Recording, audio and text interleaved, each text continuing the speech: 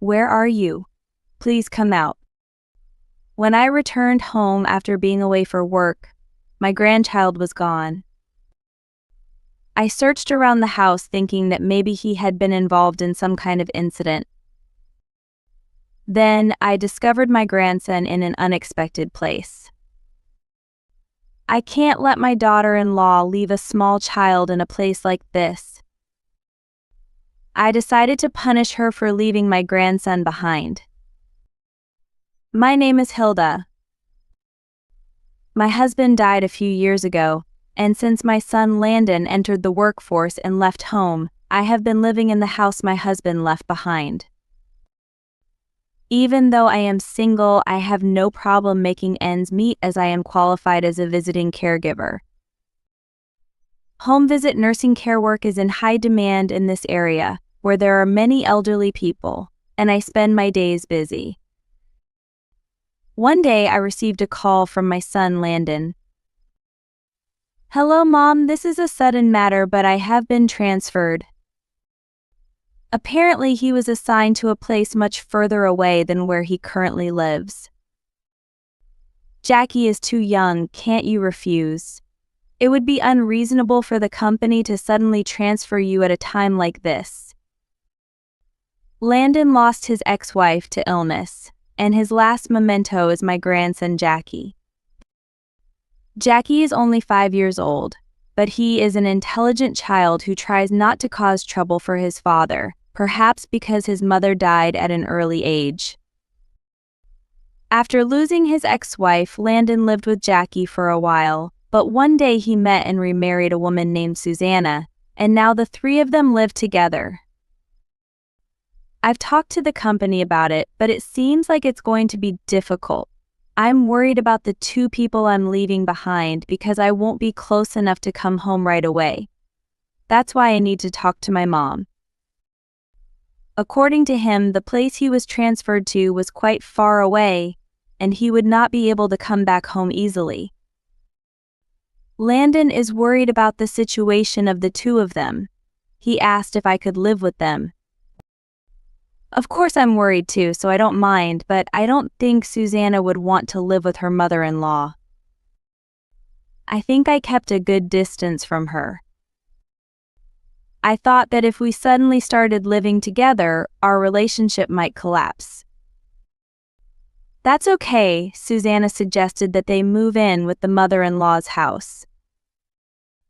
That's fine, but I wonder what your company is thinking about suddenly transferring you. I can't help it.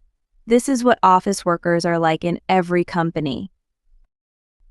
After a while, Susanna and Jackie moved into my house. It's a detached house, so there's plenty of room. While carrying their belongings in, I seize my grandson Jackie, who seems depressed and refuses to leave his father's side. "Jackie, come over here and let's have a snack."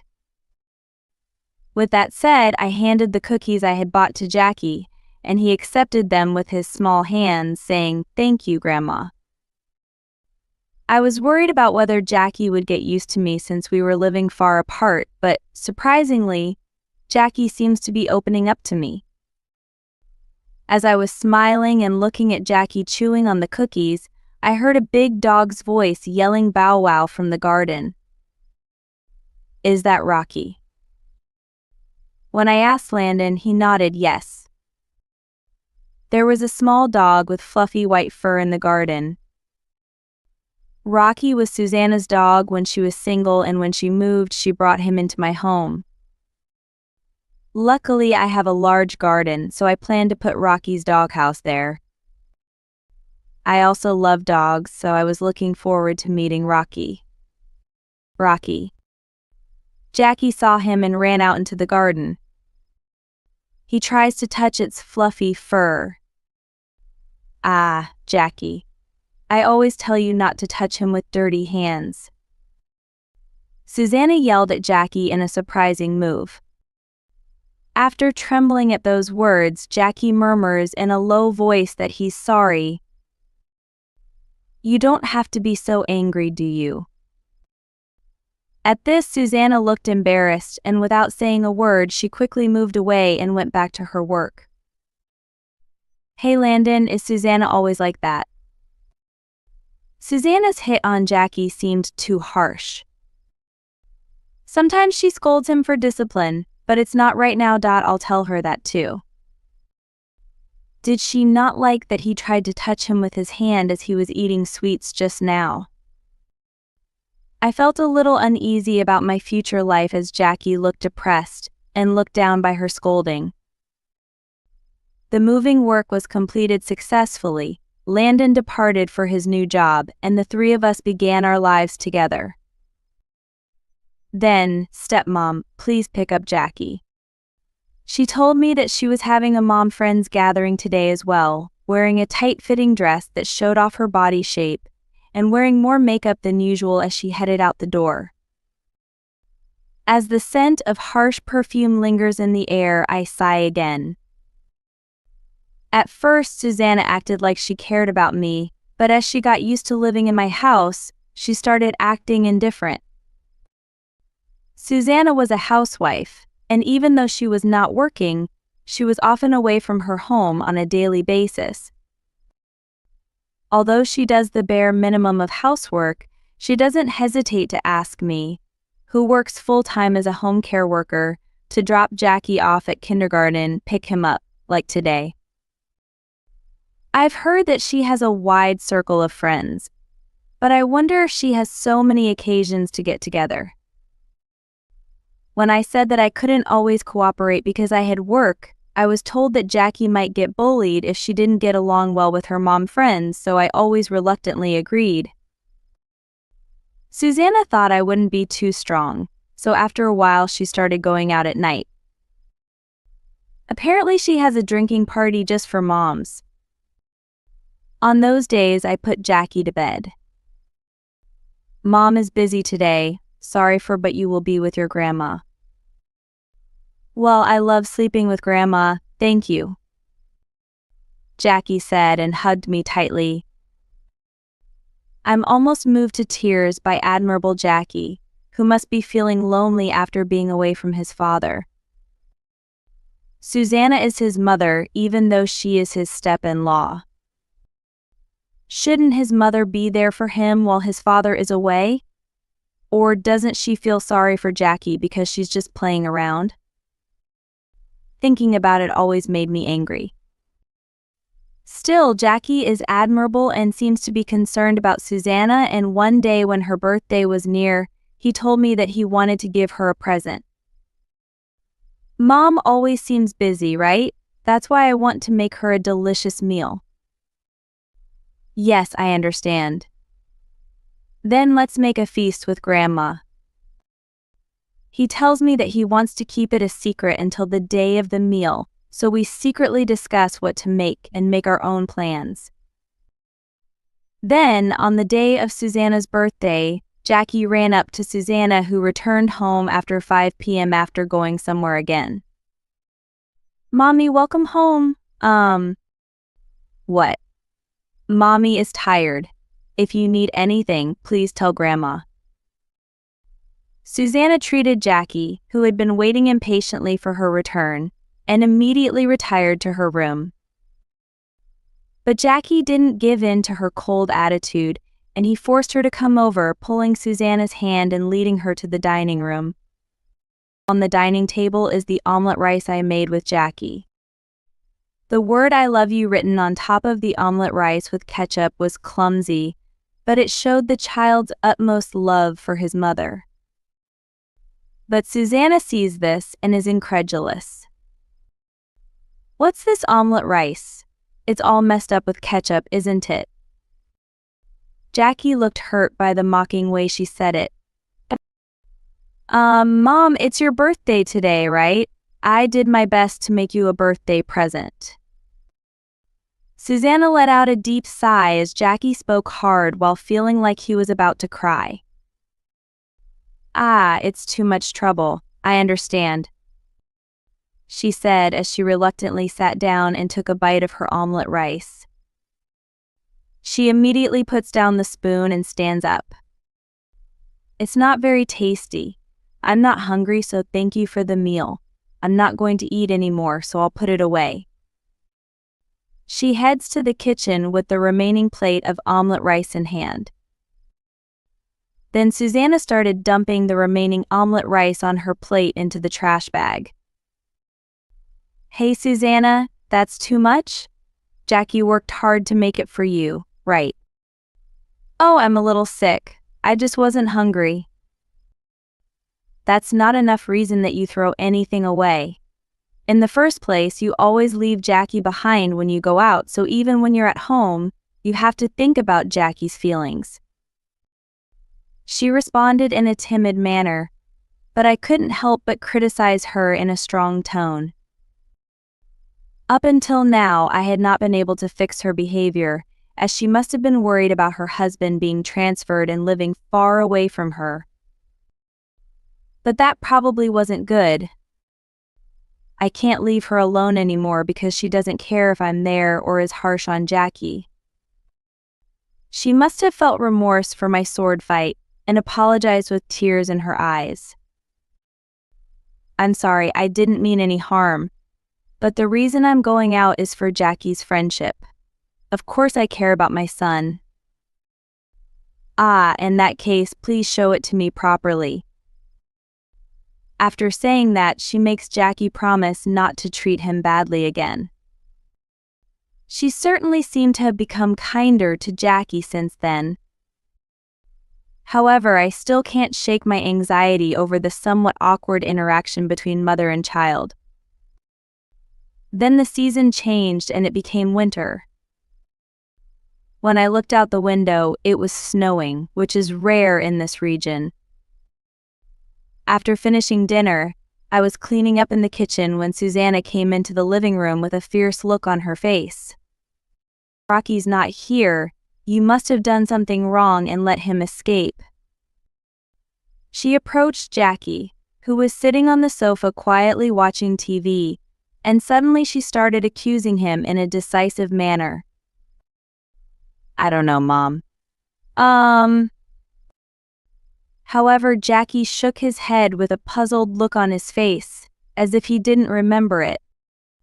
Of course, Jackie is not the kind of boy to let a dog get away. Wasn't she the one who strictly told Jackie not to touch Rocky in the first place? Wait a minute, you don't have any proof. It wouldn't be good for Jackie to do that in the first place. I rush in and protect Jackie. His body was trembling as I held him, probably because his mother had yelled at him. I mean, think about it, why would Rocky go missing when he's tied up in a cabin? There's no way someone would have missed him on purpose. She may be sad that her dog is gone, but she still suspects her son and accuses him without any evidence. I got angry at her unbelievable claim and was about to retort when my smartphone suddenly rang. When I looked at the screen, I saw an incoming call from the nursing station where I work. I answered the phone anyway, and was told that the elderly person I was visiting had fallen and injured himself at home, and asked me if I could go check on him now. I'm worried about Susanna and Jackie, but I can't leave an elderly person alone who has fallen and can't move. Jackie, I'm sorry. Grandma has to go to work for a while. Please sleep with Mom first. Susanna, that's what I'm asking you to do. When I said that, she grudgingly nodded in understanding with a sullen look on her face. I can't get the sad look on Jackie's face when I leave from my mind, so I head to the place I'm visiting. Fortunately, the elderly person I was visiting was not seriously injured, and his family who lived separately rushed to help me, and I managed to return home late that night. Were the two of them okay after that? Feeling anxious, I opened the front door of my house and found it pitch black inside. I thought they had both gone to bed, but I went to check their bedroom just to be sure. I opened the bedroom door and looked inside the pitch black room. However, Jackie, who would normally be in bed by now, was nowhere to be seen. And Susanna wasn't there either. Did he go out somewhere? No. There was no way he would go out this late at night. I had a bad feeling and searches the whole house, but can't find them. Jackie, Jackie, where are you, Grandma? Come out. Confused, I call out my grandson's name, wondering if he was involved in some kind of incident, but there is no response. I searched every corner of the house, but couldn't find him. This time I went out into the garden with a flashlight. Light snow is still falling. Just when I thought there would be no one around in this cold weather, I saw a shadow of something moving in the darkness in Rocky's doghouse in the corner of the garden. I wondered if Rocky had been found, but when I turned my flashlight on, I saw Jackie, wearing scantily clad clothes and shivering from the cold. He is sitting small in his doghouse, hugging his knees. Jackie. What's going on here? I hurriedly ran over to him, and Jackie seemed relieved that I had come, and he started crying loudly. His hands are cold as ice when I touch them. I quickly take him inside the house and gives him a bath to warm him up. Eventually I was relieved to see his color return, but I wondered why Jackie was there. Hey Jackie, why are you sitting there? When I asked that question, Jackie suddenly looked sad, as if he was enduring something. Jackie was silent for a while, but then he began to explain what had happened, bit by bit. After Grandma went to work, Mom told me that I set Rocky free. She didn't believe me when I said I really didn't know. Then Mom got mad, told me to stay at Rocky's house until Rocky came home. Oh my God. What parent would tell a 5-year-old to stay outside in the snow, let alone in a doghouse? I said thank you for talking to me and hugged Jackie, who started crying again, to calm him down. Then I picked up my smartphone and called a certain number. How could you leave such a young child alone in the snow? I can never forgive her this time. Hello, I'd like you to come and pick us up. A while later, the person I called arrived in a car. When the intercom rang to greet us, Jackie saw the person and happily called out, Daddy. Landon responds by hugging Jackie tightly. Jackie, I'm sorry. Daddy's back. Mom, I'm so sorry. I couldn't believe this had to happen. We'll talk later. I can't let her go anymore. Come on, Jackie. Let's go with Daddy and Grandma. With that, the three of us left the house and got into Landon's car, which was parked outside. After driving for a while with Landon, we eventually entered a residential area.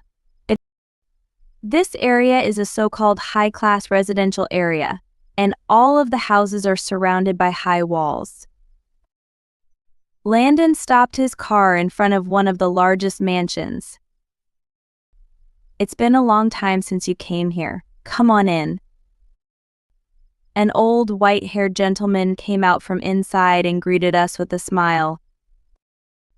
He, Nigel, is the father of Landon's ex-wife, and thus Jackie's biological grandfather. After remarrying, they refrained from interacting publicly, but Landon apparently met Nigel on a business trip. Landon, who was suddenly separated from his family due to a sudden job transfer, consulted Nigel that if things continued like this, he would not be able to spend time with his family and would put even more emotional stress on Jackie, who was probably feeling depressed after losing his biological mother. Nigel, who ran several companies and was concerned about his grandson even when he was away, invited Landon to come work for him if that was the case. At first, Landon wasn't sure if he should be so receptive to the offer, but he was told that if it was Nigel's company, he wouldn't have to be transferred. It seems the best for Jackie, so he asked Nigel to give him that job. Meanwhile, I was reporting to Landon about the situation of the two people living with me. Susanna goes out frequently saying she has something to do, and her attitude towards Jackie is cruel. Even when the three of them lived together, there were times when Jackie would behave strangely, even though she acted like his mother on the surface. So we decided to keep the news of his job change a secret from her for a while. He was making preparations to live together behind the scenes, but something like this would happen before that happened. When I report that Jackie was in the kennel, Nigel becomes furious, and Landon hugs Jackie, tearfully saying he's sorry. Can I live with my dad? Will we be separated again? Well, we'll be together forever from now on, Landon said, and Jackie broke into a big smile. Are you ready? Ah, finally. The time has finally come. Landon nods at my words and he squeezes Jackie's delighted hand. It looked like he was determined to never let go of this little hand. Afterwards, I returned home, and the next day I confronted Susanna about what it was like to leave a young child in a dog kennel, but she claimed that she didn't say anything like that, and was insistent that she hadn't done anything like that. Moreover, I have something to do today, so I'm going out. Please take care of Jackie. No matter how many questions I asked, Susanna was about to leave the house as usual, but at that moment, the front door slammed open. I'm home. Oh my! What happened to you all of a sudden? Landon's new job is several hours away by car. Susanna was surprised when her husband suddenly returned without contacting her, even though he lives far away, but Susanna tried to make her smile and she seemed happy to welcome him back. However, Landon doesn't smile at her, looks down on her with a cold gaze, and silently hands her a brown envelope. What's this? When she opened her brown envelope and saw the documents inside, her face changed. As I had heard beforehand, it was the investigation report about Susanna's affair.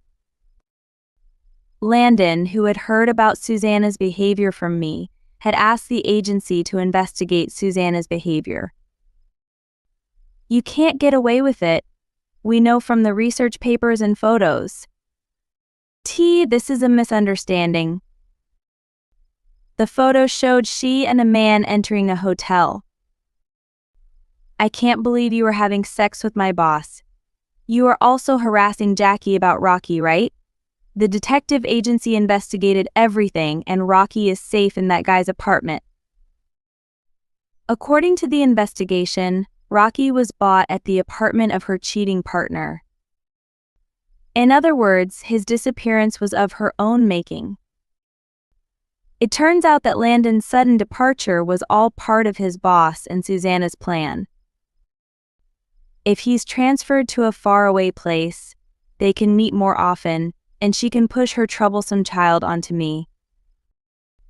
That was the reason why Susanna was willing to live with her mother-in-law, which she would normally have hated. I don't know, it's some kind of mistake. She screams hysterically and tries to pretend that she doesn't know, but soon after, an unexpected person appears and her lies are exposed. As the skirmish continued, the intercom rang, announcing the arrival of a visitor. When I went outside, I saw an unknown woman standing there. Is she around 30 years old? You probably know this person. Susanna shook her head from side to side at Landon's words. No, I don't know. Who is it? She has a look on her face that says she really can't think of one. Landon snorted when he heard that. I heard that you often showed up at the kindergarten's mom friend gatherings, leaving your child with my mom. This is the mom of Jackie's best friend. You didn't know, that would be impossible. Furthermore, he confronts her with his photo and his investigation report, which are evidence of her affair, and demands that she tell him the truth. Then she collapsed on the floor, and as if she had realized that she could no longer lie, she admitted everything. Landon looks down on her, hands her the divorce papers he's filled out, and coldly declares that he wants a divorce. I was just tempted by an evil spirit. I just want to avoid divorcing. It's too late. I can't forgive you for hurting, not only me but Jackie. Get out of this house. You're so bossy. I've been taking care of your child with your ex-wife. But what's with that attitude? Why don't you just say thank you to me? Of course I'm grateful. But what about now? You're just playing around, pushing Jackie to my mom. Jackie and I don't need a mother who pushes her child into a kennel. A big fight broke out, and things didn't go away for a while, but after a while Landon and Susanna's divorce was officially granted in court. He asked a lawyer to get a large amount of compensation from both her cheating partner and Susanna, but it appears that his boss also had a wife and child, so they both had to pay compensation as well. Furthermore, it seems that the company of the man that Susanna was having an affair with just happened to have formed a business partnership with Nigel's company, and the man was fired to take responsibility for it. I heard that he lost his job and were forced to live a simple life in order to pay alimony, and are now living on a small scale in municipal housing. The two got together after an affair, but things seem to be quite tense between them, as they constantly fight, perhaps because they lost interest after seeing the reality of the trial. On the other hand, we are now able to live as a family of 3 in this house that my husband left us. Jackie seems to be smiling much more now that his father is around. Because of that incident, his grandfather, Nigel, started visiting our house from time to time with sweets and toys just to see Jackie's face. Jackie is also very attached to him, calling him Grandpa, Grandpa. I can never forgive Susanna for what she did to little Jackie. So we want to create lots of fun memories for Jackie. I wanted to give Jackie a happy life this time.